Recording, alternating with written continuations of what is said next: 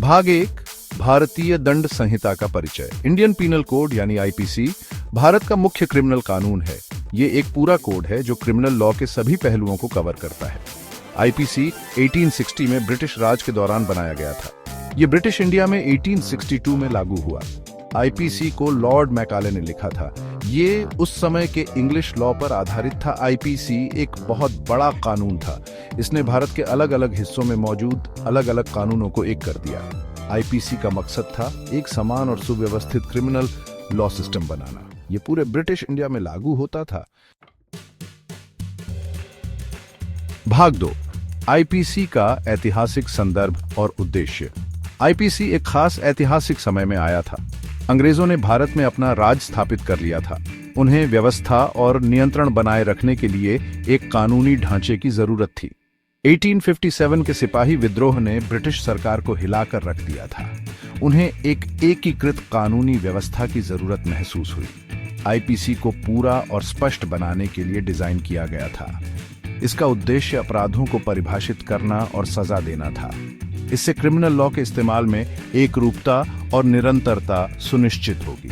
IPC का उद्देश्य British ताकत और अधिकार को दिखाना भी था। यह उनके मूल्यों और प्राथमिकताओं को दर्शाता था।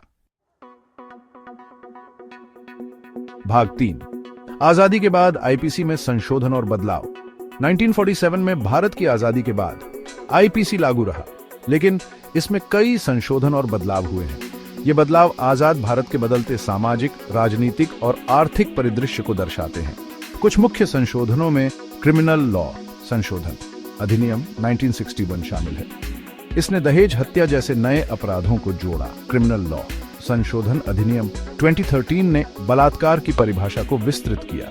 इसने यौन अपराधों की सजा को और कड़ा कर दिया। नए अपराधों जैसे साइबर क्राइम और आतंकवाद से निपटने के लिए आईपीसी में संशोधन किया गया है। भाग 4 महत्वपूर्ण धाराएं और भारतीय समाज पर उनका प्रभाव। आईपीसी में कई महत्वपूर्ण धाराएं हैं जिनका भारतीय समाज पर गहरा प्रभाव पड़ा है।